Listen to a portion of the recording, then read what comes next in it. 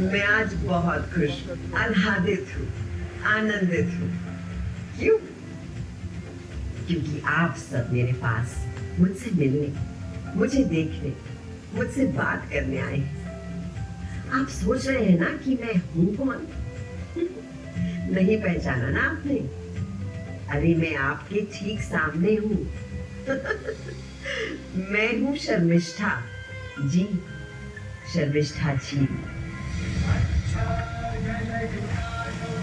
और आज मैं बहुत गर्वित हूँ। जी नहीं, अपने ऊपर नहीं, मैं क्या हूँ, एक छोटी सी झील।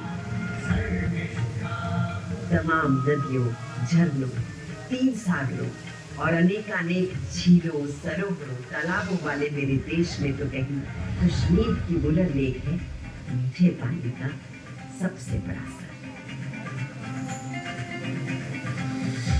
कश्मीर की मानस पर झील जो सबसे गहरी है। पश्चिम में राजस्थान की सांबर सरोवर झील अगर भारत की सबसे बड़ी नमकीन पानी की झील है जिसके पानी से नमक बनाया जाता है, वहीं पूर्व में उड़ीसा की चिल्का झील खारे पानी का ऐसा जलाशय है जो समुद्र से मिला होने के कारण मीठा और नमकीन दोनों स्वाद लिए है। दक्षिण में है सबसे लंबा केरल का वेम्बनाड सरोवर जिसकी लंबाई लगभग 100 किलोमीटर है। इन सब प्राकृतिक झीलों के अलावा कई नैसर्गिक जलाशयों को अलग अलग युगों में लोगों ने संवर्धित किया है और कई पूरी तरह कृत्रिम झीलों का निर्माण भी किया है। पंजाब का गोविंद सागर, उत्तर प्रदेश का गोविंद वल्लभ पंत सागर, हैदराबाद का हुसैन सागर और अपने गुजरात का ही सरदार सरोवर। भारत के सबसे पवित्र पावन पूजनीय सरोवरों में मेरा भी नाम आता है, शर्मिष्ठा तालाब, जिसके किनारे आज हम आप मौजूद हैं। और मुझे इस बात पर गर्व है कि भारत के सबसे पुरातन, शाश्वत, अविनाशी, चिरकालिक, नित्य, सार्वकालिक, जीवंत और सनातन नगर सभ्यताओं में से एक अनंत अनादि वडनगर मेरे ही किनारे पर बसा हुआ है।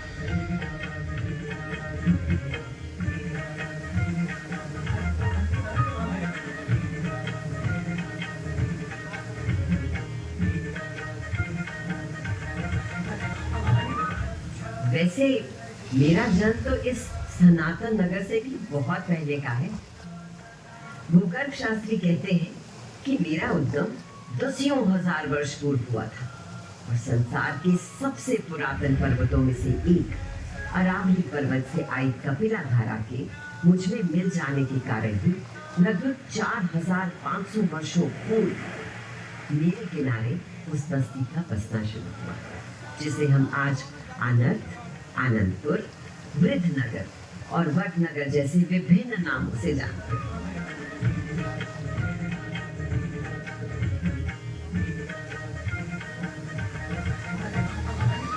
आगे चलकर लगभग 1200 वर्ष पूर्व सोलंकी शासनकाल में इस प्राकृतिक झील का संवर्धन करके इसे एक सदा नीला, सुंदर, प्राणदायी स्थान बना दिया सोलंकी राजघराने ने। इतिहास बताता है कि कुमार दुर्लभ राज ने मुझे सदा नीरा बनाने इस जलाशय को साबरमती नदी से जोड़ने की सोची, किंतु पानी सीधे यहाँ लाने की बजाय वो साबरमती के जल को पहले शंख तीर्थ विश्वामित्र नाम के जलाशय में ले गए और फिर वहां ठहरने के बाद वो जल एक और जलाशय नागतीर्थ नागधारा में भेजा गया। वहां और साफ होने के बाद पत्थर की दीवारों से बने जलपथ से होता हुआ सारा साफ पानी मुझ तक पहुंचाया गया। इस प्राचीन किंतु सदा नदी पुर यानी अनंत अनादि वडनगर की संस्कृति का सबसे पुरातन वर्णन स्कंद पुराण में मिलता है। साथ ही गिरनार में मौजूद अशोक के शिलालेख भी इस जगह के सहस्राब्दियों पुराने महत्व को साफ दर्शाते हैं।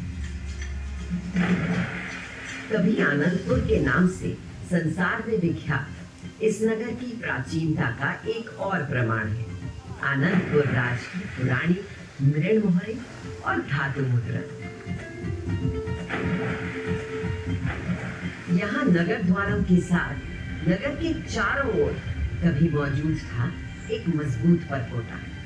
किसी काल में मिट्टी पत्थर, कभी किसी समय कच्ची पक्की ईंटों की ये दीवार और इसकी 7 परतें आज तक इस शाश्वत नगर के अनंत इतिहास की साक्षी है और सैलानियों के लिए एक बहुत बड़ा आकर्षण है।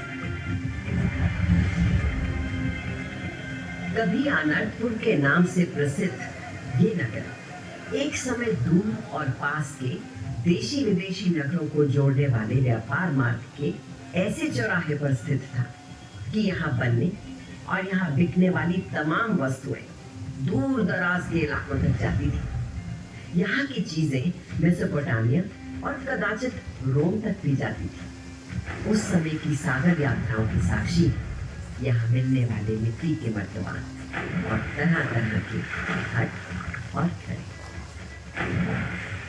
ये स्पष्ट है कि सिंधु सरस्वती सभ्यता के उत्कर्ष काल में धोलावीरा और लोथल जैसे नगरों का समांतर शहर था वडनगर। और क्या पता यहाँ के लोगों का धोलावीरा नगर में आना जाना हो और जल संसाधनों और स्वच्छता शुचिता के प्रबंधन विस्तारण में इन दोनों नगरों ने एक दूसरे से सीखा हो, क्योंकि जल संवरण और प्रबंधन के बारे में यहाँ जलाशयों, कुओं, प्राकृतिक तालाबों, नदी और कपिला नहर पर किया गया काम अद्वितीय है।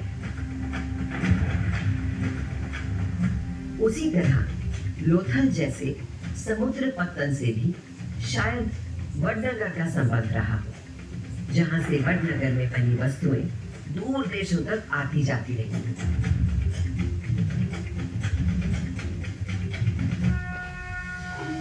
गुजरात के स्वर्ण युग के सोलंकी काल में यहाँ तमाम मंदिरों और झील के बीच में एक टापू का भी निर्माण किया गया। ध्यानेश्वर महादेव का शिवालय, सोमनाथ महादेव मंदिर, काशी विश्वनाथ, विष्णुपुरी देवालय, छबीला मंदिर,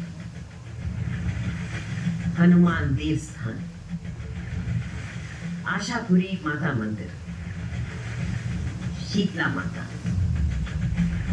और अमथेर माता के मंदिर, भुवनेश्वरी मंदिर, गौरी कुंड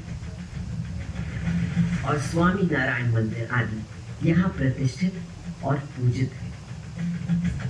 इन सनातनी देवघरों के अलावा एक पुरातन बौद्ध विहार और 2 जैन देरासरों के चिन्ह भी यहाँ मिलते हैं।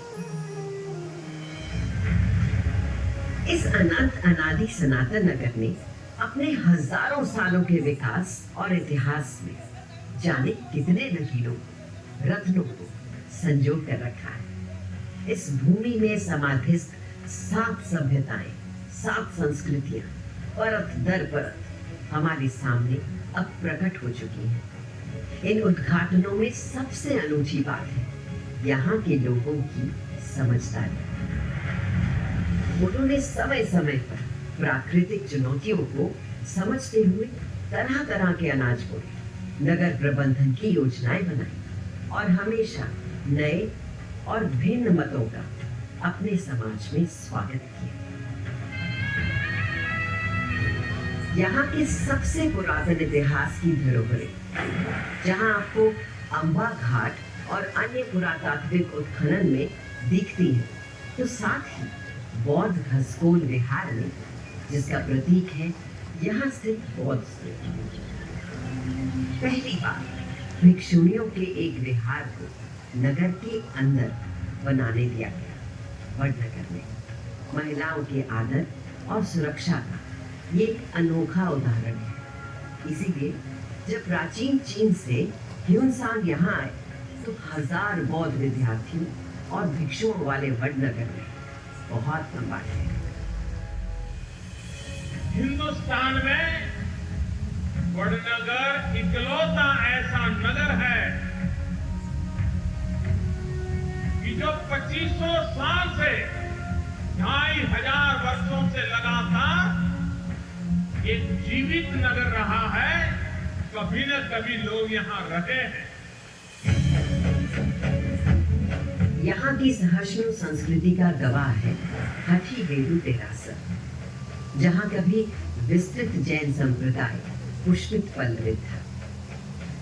अपने नगर के पास देरासर को स्थापित होने देना यहाँ के नागरिकों के सौहार्द का उदाहरण है। कहते हैं यहाँ के पुरातन आदिनाथ मंदिर में सबसे पहले नवकार मंत्र उच्चारित किया गया था। वही यहाँ का शैव हाटकेश्वर मंदिर उस सनातन सभ्यता का परिचायक है जो आज तक यहाँ प्रचलित है। इसी का संगीत है अम्फेर माता का मंदिर। किंतु वडनगर की विश्व भर में फैली कीर्ति का सबसे उत्तम प्रतीक है यहाँ की उत्कृष्ट शिल्प कला का नायाब नमूना कीर्ति द्वार। ये सुंदर द्वार आज गुजरात प्रदेश की पहचान और प्रतीक बन चुका है।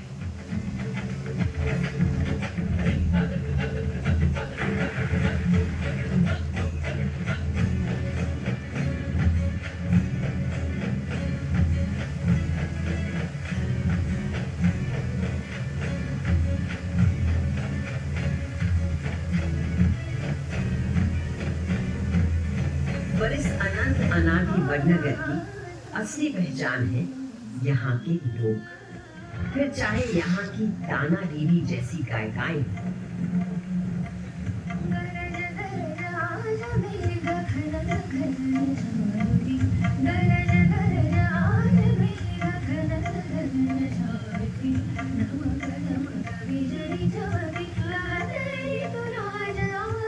या यहाँ से निकले नागर ब्राह्मण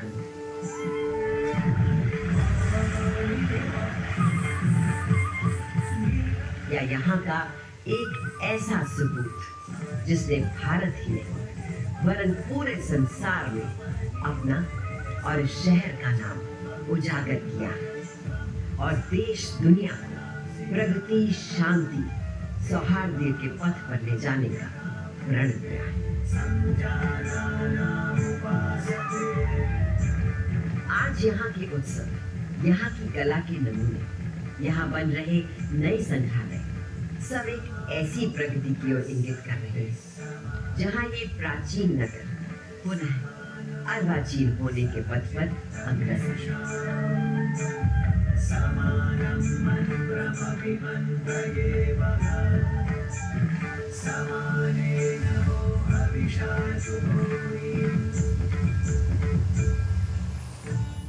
पर जहाँ तक मेरा यानी शर्मिष्ठा ताल का सवाल है, मेरे बारे में तो तमाम तरह तरह की कहानियां प्रचलित हैं। मैं सत्य और तथ्य के झगड़े से दूर हर कहानी को सुनती हूँ और उनका मजा भी उठाती हूँ। पर पता है आपको, मुझे अपने बारे में प्रचलित कौन सी कहानी सबसे अधिक पसंद है? चलिए सुनाती हूँ। ये है महाभारत काल से बहुत पहले हुए राजा ययाति और उनकी 2 पत्नियों की कहानी। बात तब की है जब इस संसार में देवों और असुरों का राज था। उन दिनों असुरों के राजा थे वृषपर्व और असुरों के गुरु थे शुक्राचार्य। राजा वृषपर्व की बेटी थी मैं, शर्मिष्ठा, और गुरु शुक्राचार्य की पुत्री थी देवयानी, मेरे बचपन की सबसे अच्छी सहेली। पर वो सहेलियां ही क्या जिनमें एक दूसरे से असीम प्यार ना हो और फिर यदा कदा तकरार और कभी कभार रार ना हो, यानी लड़ाई ना हो। उस दिन हम दोनों इसी सरोवर में स्नान कर रही थी। नहाने के बाद जब मैं जल से बाहर आई तो खेल खेल में ही देवयानी ने मेरे यानी राजकुमारी वाले कपड़े पहन लिए। जब मैं तालाब से निकली तो मेरे पास और कोई चारा ही नहीं था सिवाय इसके कि मैं उसके कपड़े पहन ली। पर ये बात मुझे बिल्कुल पसंद नहीं और मैं भड़क उठी। देवयानी, तेरी हिम्मत कैसे हुई एक राजकुमारी के कपड़े पहनने की? क्षमा करना, मैं घर लौटते ही तुम्हारे कपड़े वापस भिजवा दूंगी। नहीं, मुझे मेरे कपड़े अभी चाहिए। कोई और राजकुमारी के कपड़े पहने ये मुझे बर्दाश्त नहीं। तो फिर ठीक है, तू भी मुझे मेरे कपड़े वापस कर दे। पहले तू मुझे मेरे कपड़े वापस कर देगी। नहीं, पहले मुझे मेरे कपड़े चाहिए। मुझे मेरे कपड़े पहले चाहिए देगी। हाथ छोड़, तुम ये ठीक नहीं कर रही है। नहीं नहीं, मुझे समझ में क्या हो रही है? बचाओ! कोई है? बचाओ! बचाओ! देवयानी चिल्लाती रही, चीखती रही, पर मैं नहीं रुकी। धीरे धीरे रात हो गई और कोई नहीं था जो देवयानी की पुकार सुनता और उसे बचाता। तभी घोड़े पर सवार चंद्रवंशी राजा ययाति शिकार के बाद उस रास्ते से गुजरे। उन्होंने जब एक स्त्री के चिल्लाने की आवाज सुनी तो वो कुएं के पास गए और उसमें फंसी हुई लड़की को उन्होंने निकाला।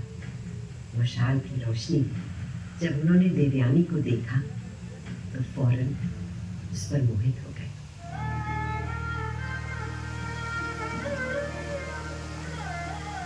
आप कौन है राजकुमारी? मैं राजा नहुष का पुत्र ययाति। क्षमा करे राजन, मैं कोई राजकुमारी नहीं, मैं गुरु शुक्राचार्य की पुत्री देवयानी हूँ। ये राजसी कपड़े मैंने भूल से पहन लिए आज। आप भले ही राजकुमारी नहीं और सुंदरता में आप किसी रानी से भी कम नहीं। रानी? जैसे मेरे भाग्य कहा राजन, आप बड़े ही दयालु हैं कि आपने मेरी जान बचाई। क्या इसके बदले मैं कुछ मांग सकता हूँ? ये अभागी आपको क्या ही दे सकती है राजन? आपका हाथ, आपका साथ।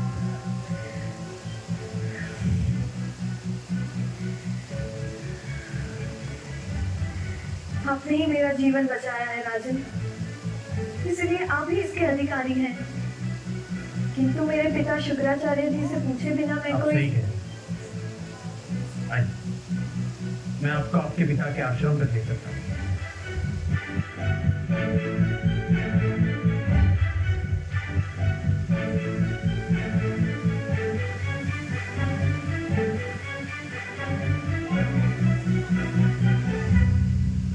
पिता शुक्राचार्य के पास पहुंचते ही देवयानी ने उनको मेरे दुर्व्यवहार के बारे में बताया।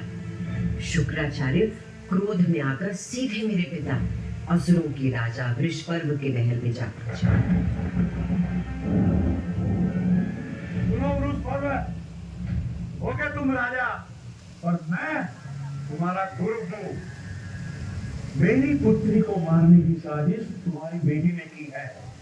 अगर तुमने उसे सही सबक नहीं सिखाया तो मैं, तुम असुरों का गुरु, तुम्हें ऐसा श्राप दूंगा कि तुम सब मेरी सिखाई सारी विद्याओं को भूल जाओगे। नहीं नहीं गुरुदेव, आप तो जानते हैं मैं आपका कितना सम्मान करता हूँ। मैं अभी शर्मिष्ठा से कहता हूँ कि वो आपकी क्षमा मांगे। शर्मिष्ठा! मैं आपसे हाथ जोड़कर क्षमा मांगती हूँ गुरुदेव। लोग सही कहते हैं कि क्रोध मनुष्य की बुद्धि को नष्ट कर देता है,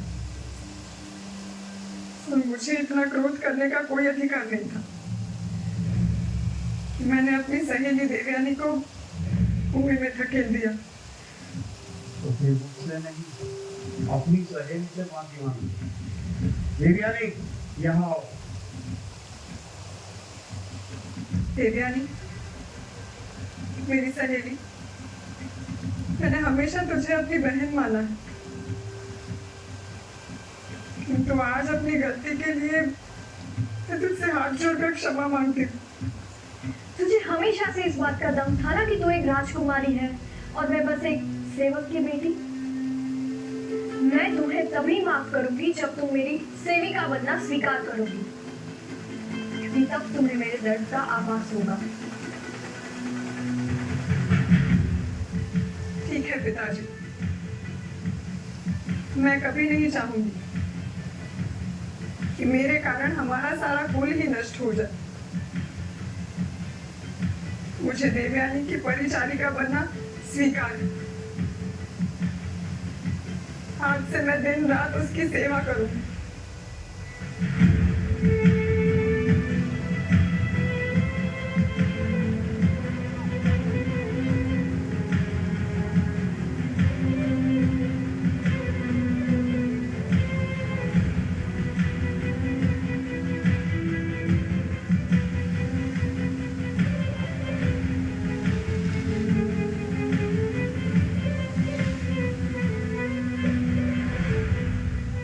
इस तरह मैं अपनी सहेली देवयानी की सेविका बनकर उसके घर चली गई।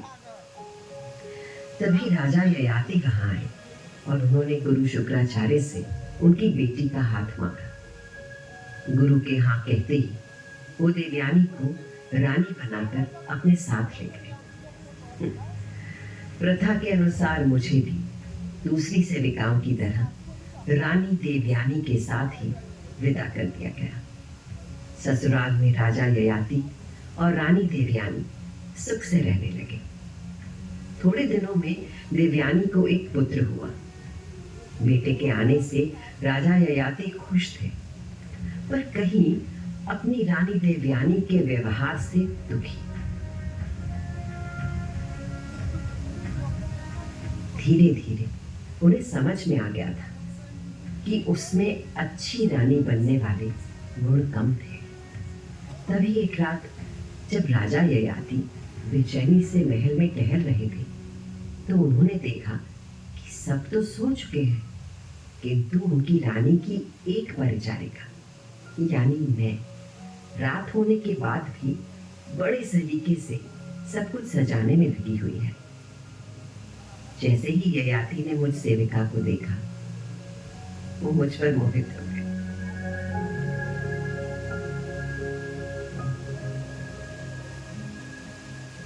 तुम कौन हो सुंदरी?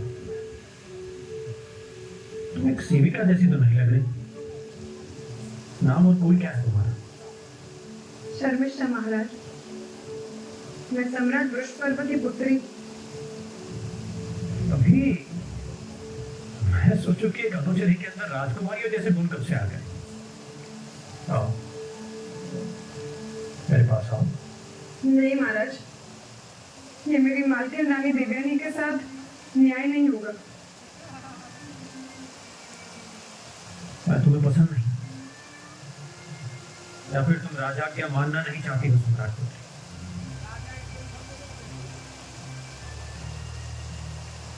मैं तुमसे केवल ठिठोली करना नहीं चाहता हूं।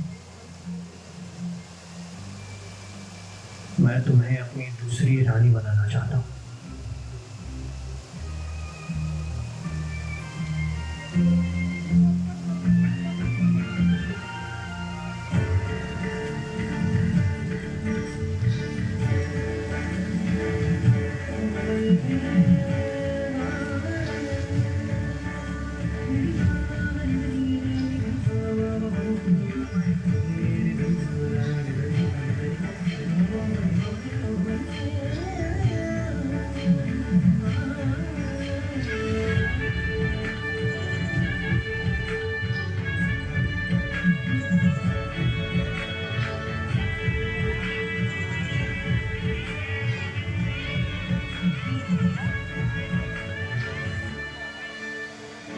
अधर्म, पापी, कामी, तूने अपनी काम वासना के चलते मेरी पुत्री देवयानी को छोड़ उसकी सेविका शर्मिष्ठा से भी पुत्र पैदा कर दिया। नराधम, मैं तुम्हें श्राप देता हूँ कि इस यौवन में तू बूढ़ा हो जाए, जिससे तेरी काम वासना का अंत हो जाए, जिसके कारण ये सब पाप तूने किए हैं।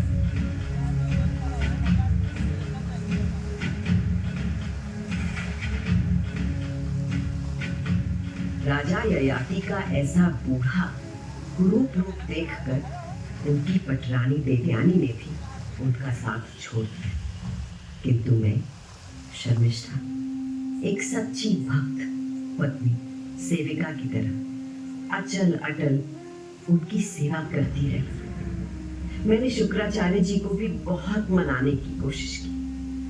बहुत समझाने बुझाने मनाने के बाद शुक्राचार्य जी ने इस शर्त के साथ अपना श्राप वापस लेने की बात की कि यदि ययाति का कोई पुत्र उनका बुढ़ापा अपने सर ऊपर ले ले तो वो फिर से युवा हो सकते हैं।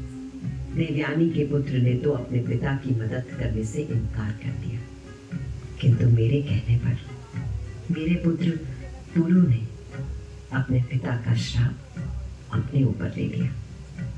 देखते देखते वो युवा वृद्ध हो गया और बूढ़े राजा ययाति फिर से जवान। प्रसन्न होकर राजा ययाति ने मेरा धन्यवाद किया और कहा, मेरे बाद मेरी गद्दी पर आपका पुत्र पुरु आसीन होगा देवी शर्मिष्ठा, और देवयानी का पुत्र या उसके वंशज कभी राजा नहीं बन पाएंगे।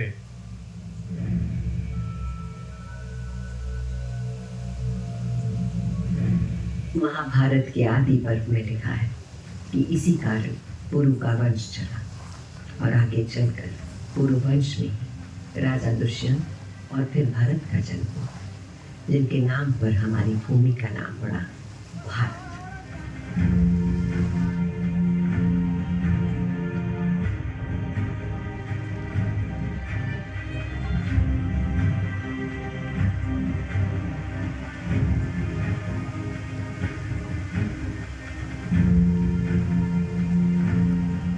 पता नहीं कब आगे चलकर राजपुत्री से सेविका और फिर सेविका से रानी बनी मुझ शर्मिष्ठा के नाम पर ही इस विशाल जलाशय का नाम कहलाया शर्मिष्ठा ताल। और एक बार फिर भारतवर्ष के मूल मूल्यों की पुष्टि हुई, जहाँ त्याग, क्षमा, दया, सौहार्द ही सबसे बड़े होते हैं।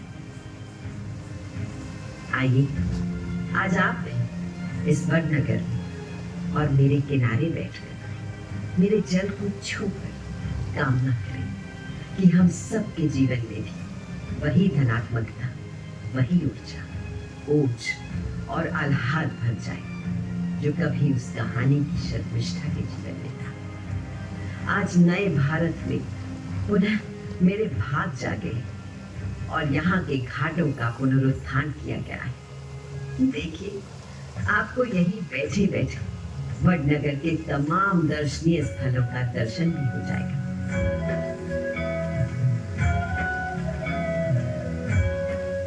उधर कीर्ति तोरण आपको दिखेगा, तो इस तरफ पूर्व में ताना देवी का स्मारक, उस तरफ अंबा घाट और पुरातत्वविदों द्वारा उत्खनन स्थान है। काल देवी मंदिर और उसके बगल में अर्जुनवाड़ी द्वार। फिर आपको दिखेगा शशि भूषण महादेव मंदिर, तत्पश्चात सूर्यमुखी हनुमान मंदिर और पास ही मुगल कालीन मस्जिद। 3 दरवाजा से थोड़ी ही दूर पर है महाकाली मंदिर। उस ओर पुरातात्विक खोजों का स्थान है, जहां हजारों वर्षों पूर्व के जीवन के तमाम चिन्ह और एक ऊंची दीवार भी वडनगर के समयातीत इतिहास की कहानी सुनाते हैं। और वो उधर है नागधारा और बीच बीच में है तमाम पूजा स्थलों का केंद्र।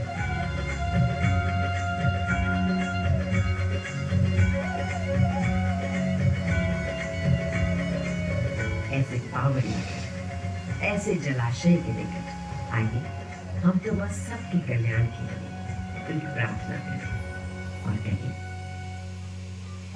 सर्वे भवन्तु सुखिनः, सर्वे सन्तु निरामयाः, सर्वे भद्राणि पश्यन्तु, मा कश्चित् दुःखभाग् भवेत्। ओम शांति शांति शांति। पवित्रा पापनाशना